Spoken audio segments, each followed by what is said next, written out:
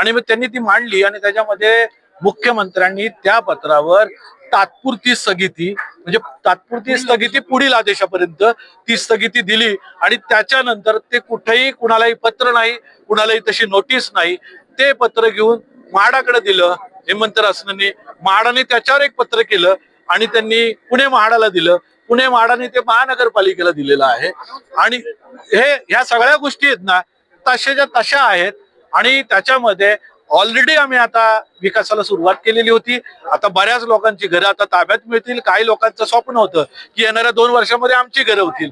आमच्या सारख्यांना वाटलं होतं की आमची सुद्धा 2-3 वर्षामध्ये आता आम्हाला सुद्धा घरं मिळणार आणि आमचा विकास चांगला होणार. आम्ही आमच्या पद्धतीने विकास चांगला करत होतो सगळ्यांनी.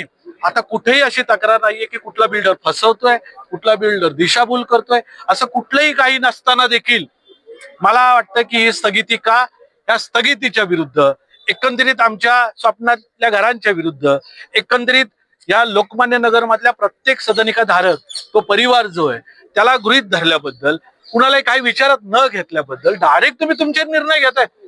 ह्याच्या आधीच सुद्धा ते सरकार होतं, ह्याच्या आधीच जे सरकार होतं हे सुद्धा तसंच 5 ते 6 वेळा नियमावली बदलली. पण 2 मिनिटं आता आमची जी मागणी आहे ती साधी आहे. ती स्थगिती कशा करता, आम्हाला आमचा विकास करू द्या. हा विकास तुम्ही जी केलेली नियमावली आहे त्या नियमावलीनुसारच होतोय ना.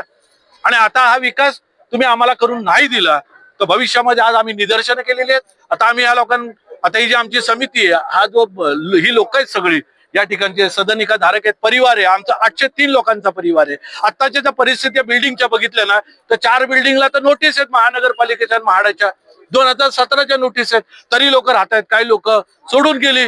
म्हणजे अशा परिस्थितीमध्ये एकत्रीकरणाचा विषय आणणं म्हणजे बिल्डिंगची पडण्याची वाट बघतोय का आपण, त्याच्यामध्ये मानहानीची वाट बघतोय का? आणि एकत्रीकरण कसलं एकत्रीकरण करताय? आम्ही एक ठरवलेलं आहे, आमच्या सोसायट्यात रजिस्टर्ड आहेत, आमचे प्रॉपर्टी कार्डवर नावं आहेत, आमचा सगळा हक्क आहे, आम्ही लीजवर आहे, सेल डीड झालाय, कन्व्हेन्स डीड झालेला आहे. आम्हाला आमची घरं करू द्या. आमची घरं आम्ही जी आमच्या सोसायट्या आहेत, आमच्या ज्या जागा आहेत, आमच्या ज्या बिल्डिंग आहेत त्याच ठिकाणी आम्ही रिडेव्हलप करणार आणि उभ्या करणार. त्याच्याच मध्ये जर व्यत्यय आणला तर आता हे पहिलं आयुध आहे. आम्ही निदर्शनं करतोय. भविष्यामध्ये हे जर थांबलं नाही तर म्हाडाच्या बिल्डिंग मध्ये जाऊन या सगळ्यांच्या मताने पूर्ण म्हाडाच्या बिल्डिंगला ना पुणे म्हाडाच्या घेरावा घालणार, ठिय्या आंदोलन करणार, रस्त्यावर उतरणार. वेळ पडली तर आपण घेरावे घालू, रस्ता रोको करू, पण आम्हाला आमच्या स्वप्नातलं घर मिळाल्याशिवाय गप्प बसणार नाही. लोकमान्य नगर एकजुटीचा